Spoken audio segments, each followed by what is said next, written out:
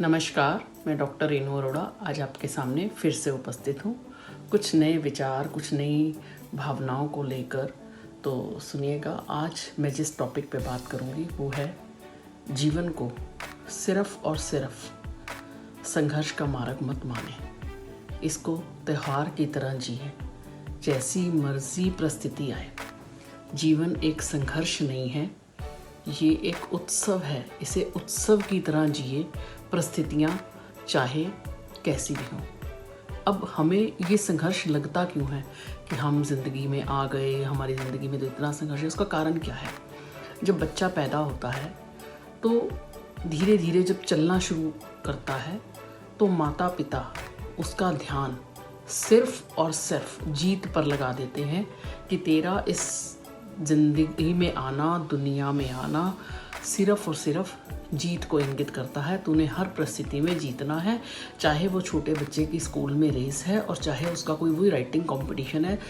बचपन से हमें ये सिखा दिया गया है। और जब जब हम किसी परिस्थिति में फेल होते हैं, हम क्या करते हैं? हम बड़े निराश हो जाते हैं, हतोत्साहित हो जाते हैं। हमें लगता है कि वो बच्चा हमारे से आगे कैसे निकल गया। बस इसी दौड़ में, अंधी दौड़ में हम भागते चले जाते हैं, जिस करके हमें हमारी जो कीमत है वो बड़ी छोटी लगनी शुरू हो जाती है। और हमें ये लगता है हमारी तो पैदा होते ही हम तो संघर्षों से भर गए, हम उसको नहीं जीत पाए और हम उसको नहीं जीत पाए। उसके बाद क्या है, ज़िंदगी जो है कभी सीधी नहीं चलेगी। आप देखिएगा, कभी भी, चाहे वो बिज़नेस है चाहे कोई भी है, एक बार वो पीक पे जब जाएगा, जब उसका पीक ख़त्म होगा तो वो डाउन ट्रेंड में आएगा। ज़िंदगी भी ऐसे ही है। एक बार हम ऊपर की तरफ बढ़ेंगे, जैसे कि हम कहते हैं ना, हम पैदा हुए, पैदा होने के बाद हमारा बचपन ऐसे एक लाइन में सीधा ऊपर चला, हम जवानी की तरफ बढ़े, युवा अवस्था की तरफ बढ़े। तो युवा अवस्था से जब हम ढलेंगे तो वृद्धावस्था की तरफ आएंगे। तो ज़िंदगी का बहाव भी उसी तरह से है कि एक बार जब ग्राफ ऊपर जाएगा तो वो नीचे भी आएगा। तो उसे हमें समझने की ज़रूरत है। उस ग्राफ में जब हम ऊपर नीचे होते हैं तो हमें घबराने की ज़रूरत नहीं, पर जब हम उस ग्राफ को, उन चीज़ों को नहीं समझ पाते तो हमारी ज़िंदगी संघर्षमय हो जाती है। और हम क्यों संघर्षमय होती है? क्योंकि हमने जो ज़िंदगी का बहाव आया, जो परिस्थितियाँ हमारे सामने उत्पन्न हुई, हम अड़ के खड़े हो गए कि नहीं, हम तो इसको नहीं मानेंगे। आपके मानने या ना मानने से क्या होगा? जो परिस्थितियाँ आई हैं उनको झेलना तो आपको ही पड़ेगा। तो क्यों ना हंस के झेली जाए। क्या सबकी ज़िंदगी में खुशियाँ रहती हैं या सबकी ज़िंदगी में दुख रहते हैं? जो आया है वो निश्चय ही जाएगा, चाहे वो दुख है, चाहे वो सुख है, चाहे वो दिन के बाद रात है। तो हमें उसी के अनुसार अपने जीवन जीने के ढंग को भी बदलना है। समझना इस बात को बड़ा महत्वपूर्ण है कि जो हमारा जो जीवन है वो बड़ा गतिशील है, रुकना नहीं है। न वक्त रुकेगा, ना ज़िंदगी रुकेगी। हर पल, हर दिन कुछ नया आएगा।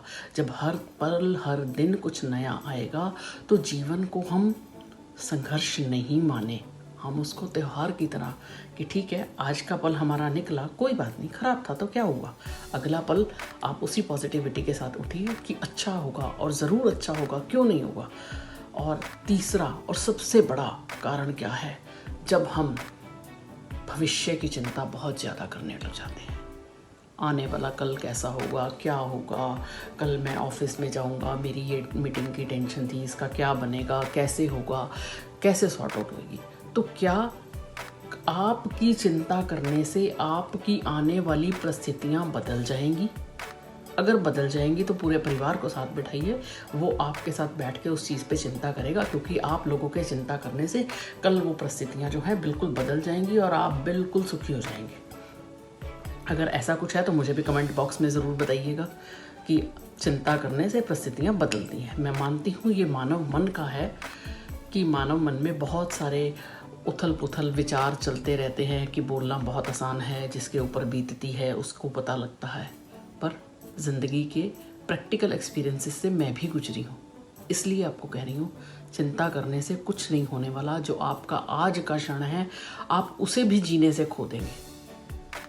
जब आप उसे जीने से खो देंगे तो आप देखिए, आप घर में उदास हैं तो आपका पूरा परिवार, जो लोग आपके साथ जुड़े हैं, जिसका जितना जितना कनेक्शन है, वो भी तो उदास होगा। उसकी ज़िंदगी पे भी तो असर होगा। आपके ज़िंदगी में आपके बच्चे जुड़े हैं, आपकी पत्नी जुड़ी है, आपके माँ बाप जुड़े हैं। आपके एक उदासी भरे नकारात्मक कारणों से आपके पूरे परिवार में उदासी छा जाएगी। क्या आप ऐसा चाहते हैं? और जबकि वो चिंता करने से आपका हल कोई निकलने वाला नहीं है, तो क्यों ना हम प्रभु के ऊपर छोड़ दें कि तूने ज़िंदगी दी है, मुश्किलें भी तूने दी हैं, तो तू निकालेगा भी तू ही हमें। पर हम उस चीज़ को मानने को तैयार ही नहीं। हम तो कहते हैं हम ही सर्वे सर्वा है, हम ही संपूर्ण हैं, चिंता हमारी है। क्यों? हम ऊपर वाले को कुछ देने को तैयार ही नहीं है, क्रेडिट ही नहीं देने को तैयार है। जब चिंता हमने ही करनी है तो ठीक है, फिर ऊपर वाला भी हमें छोड़ देता है कि भैया ठीक है, इसने तो सब कुछ ऐसे ही चलना है, इसको चलने दो।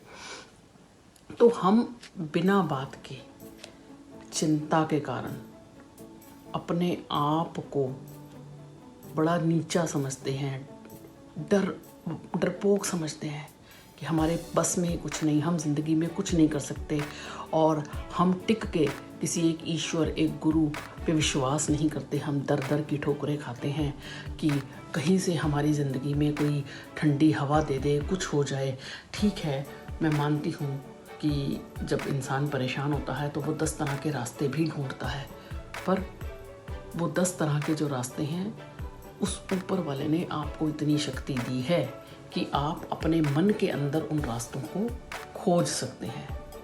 तो मेरा कहने का मतलब है, जीवन को ऐसा मत समझिए कि सिर्फ परेशानियों से भरा हुआ है। परेशानियां सबकी ज़िंदगी में हैं। इस ज़िंदगी में आए हैं तो कुछ ना कुछ तो हमें झेलने को मिलेगा, तो उसे हंस के झेलिए। जब झेलनी है, हंस के और मुस्कुरा के झेलिए, दूसरों को भी खुश रखें, खुद भी खुश रहें, तो ज़िंदगी देखिए कितनी आसान हो जाएगी। इन्हीं शब्दों के साथ मैं अपनी वाणी को विराम दूंगी। और अगर आपको मेरी वीडियो पसंद आती है तो इसे लाइक, शेयर और कमेंट ज़रूर कीजिएगा। और अगर आपको काउंसलिंग के रिलेटेड कुछ क्वेश्चंस पूछने हैं तो आप मेरे से कमेंट बॉक्स में जाकर पूछ सकते हैं। और मेरा एक मोटिवेशनल ब्लॉग drrenuarora.in के नाम से चल रहा है, आप वहाँ पे भी जाकर मेरी मोटिवेशनल जो स्टोरीज़ हैं वो पढ़ सकते हैं। धन्यवाद।